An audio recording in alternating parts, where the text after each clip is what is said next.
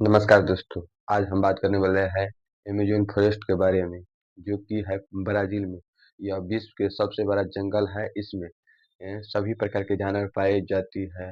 हाथी, गधा या पक्षी, अन्य प्रकार के साँप, कीड़ा सभी रिलेटेड जीव-जंतु उसमें प्रेज़ेंट है, जो कि आज सबसे बड़ा जंगल होने के कारण यह विश्व के 20% ऑक्सीजन प्राप्त कराते हैं, जिससे लोगों की काफ़ी फायदा होती है। ऑक्सीजन मानव के लिए इतना आवश्यकता है जितना पानी और खाना से भी आवश्यकता है। जो ऑक्सीजन अधिकतर मिलते हैं हमारी देश का या अन्य देश का, वह मिलते हैं अमेज़न फॉरेस्ट से। वहाँ के आदिवासी और सरकार द्वारा उस पेड़ की कटाई किया जा रहा है। लेकिन इससे हमारी देश का और दूसरे देश का यह घाटा है कि यह आने वाले समय में कहीं पूरा कट गया तो यह देश के लिए खतरा होगा, ब्राज़ील के लिए भी और अन्य देश के भी लिए।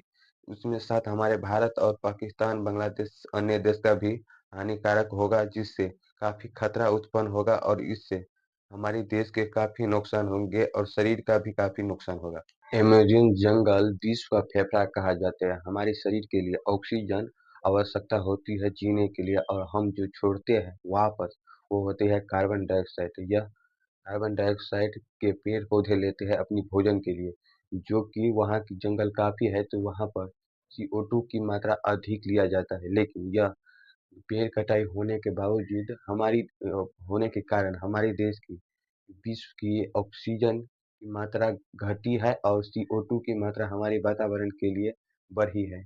आज हमारी अगल-बगल के ऑक्सीजन या वातावरण के तापमान, वर्षा होने जैसे प्राकृतिक घटनाओं में भी उस जंगल की काफ़ी भागीदारी है, क्योंकि उसी के कारण जो मौसम ठंडा होती है उसमें उनकी भी भागीदारी होती है, जो कि हमारे लिए सही है। लेकिन कटाई हमारे देश के लिए, विश्व के लिए बिल्कुल सही नहीं है। ब्राज़ील सरकार के आदिवासी के उस पर सोचना चाहिए। वहाँ पर विश्व की सबसे अधिक वर्षा होती है, जो कि 2000 से 3000 mm होती है प्रति वर्ष, और तापमान वहाँ 25 सेल्सियस से 30 सेल्सियस होने के कारण वहाँ पर सभी प्रकार के जीव-जंतु, पक्षी या अन्य प्रकार की कई प्रकार की जीव-जंतु वहाँ पर निवास करते हैं, जो आपके आस-पास नहीं दिखते हैं, वह वहाँ पर प्रेज़ेंट है। और आप जो अपने अगल-बगल में चिड़ियाघर या अन्य जैसे देखते हैं, आपके लिए वहीं से उपस्थित कराया जाता है, आपके देखने के लिए।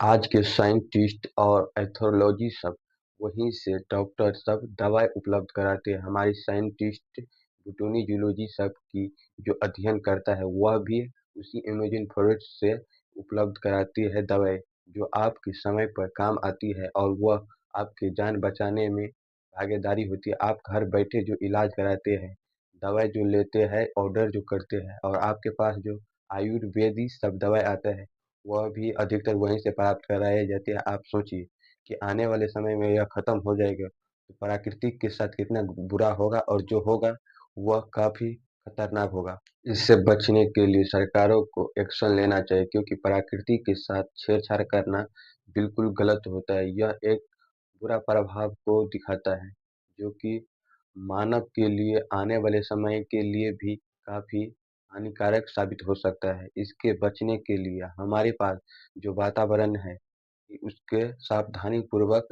काम करना होगा, क्योंकि आप जिस प्रकार अपने घर के साफ-सफाई के पेड़-पौधे लगाकर आता आपस में जो वातावरण के संतुलन बनाते हैं, उसी प्रकार आपको बनाने के लिए आप सरकार पर क्वेश्चन कीजिए, और उनके बनाने के लिए ए, सही करने के लिए आप अपेक्षा और प्रश्न पूछिए, जिससे आपकी सरकार उस पर एक्शन लेगा और सही करने का काम करेगा, जिससे आपके और आपके आने वाले समय पर बिल्कुल सही होगा। जो हमारे शरीर के लिए ऑक्सीजन होते हैं, वो स्वच्छ होना चाहिए, जिससे हम अपने जीवन को अच्छी तरह से आगे बढ़ा सकें। और हम चाहेंगे कि ब्राज़ील सरकार भी इस पर एक्शन लेकर इनके जल्दी सही करना चाहिए, उनके दूसरे जगह स्थान देना चाहिए आदिवासियों को, क्योंकि वह पेड़ जो कटेगा, बिल्कुल बाढ़ जैसी परिस्थिति या अन्य घटना भी होने का संभावना है।